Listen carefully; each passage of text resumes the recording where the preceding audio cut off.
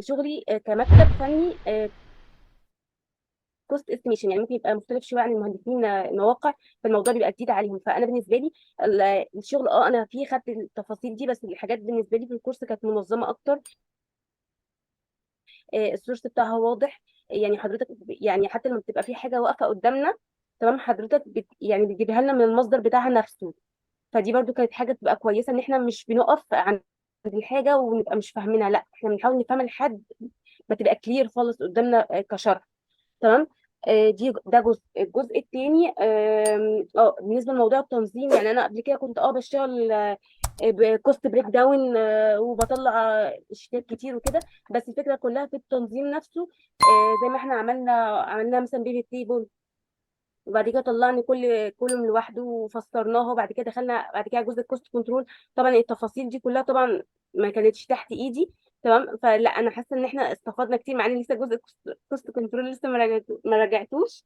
لا بس يعني انا من شرح حضرتك هو الموضوع واضح، وهيوضح معايا اكتر لما اخد مشروع من اوله بشتغله. فهرجع اسال حضرتك اكيد لو في حاجه واقفه قدامي. شاء الله. فانا استفدت جدا في النقطه دي. حتى الحاجات النظري، اي نعم، بتبقى كتيره، بس انا شايفاها ان هي يعني ان هي هتفيدني اكتر. حتى لو انا شايفاها دلوقتي ان انا في نقط بعديها، لا بس انا حاسه ان هي بالنسبه لي هتبقى مصدر لما يبقى في حاجه قدامي واقفه. هفتكر ان انا خدتها في الكورس قبل كده، لان انا حاسه ان هو لمم حاجات كتيره قوي.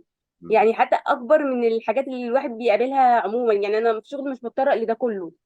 حتى في موضوع العقود انا مش بتطرق ليه، بس انا يعني هيفيدني ان انا برضو لو واقفه بتكلم مثلا في ميتنج او في حاجه، او ساعات ببقى قاعده برضو في بسمع الناس بتتكلم، هبقى برضو يعني وسعت فكرتي اكتر عن الموضوع. مش هبقى الحته ما اعرفش عنها حاجه خالص.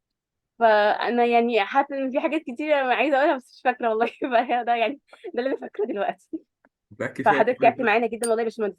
يعني لا حضرتك تعبت معانا والله، وحضرتك كل حاجه بتجيبها من السورس بتاعها، غير في ناس بتاخد الحاجه وبتشرحها. لا حضرتك بتجيبها من السورس، فدي حاجه كويسه يعني ما قابلتهاش قبل كده بصراحه. الحمد لله. فشكرا لحضرتك ومجهودك معانا بصراحه. نعم. بس معلش بقى ان احنا ممكن نزهق حضرتك شويه بعد بقى الكورس ما يخلص، لا ونفضل احنا خالص، نسال بالعكس حضرتك والله، كتير. انا ببقى مبسوط جدا والله، انا ببقى مبسوط جدا والله لما حد يكلمني. عشان بقى هنبتدي نشتغل عملي. يعني انا في مشروع هبتدي اشتغل فيه باذن الله، تنفيذ ممكن كمان 3 شهور. براحتك يعني خالص. هتبتدي.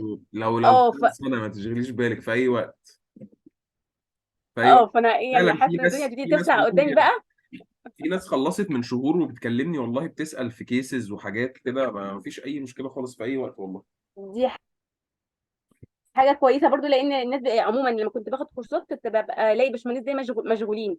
فلا حضرتك فاتح لنا الحته دي برضو، دي حته مطمنانا شويه، ان حته اللي هو مش يبقى كورس خلص على كده. لا فدي برضو حاجه كويسه. شكرا لحضرتك يعني، جزاك الله كل خير.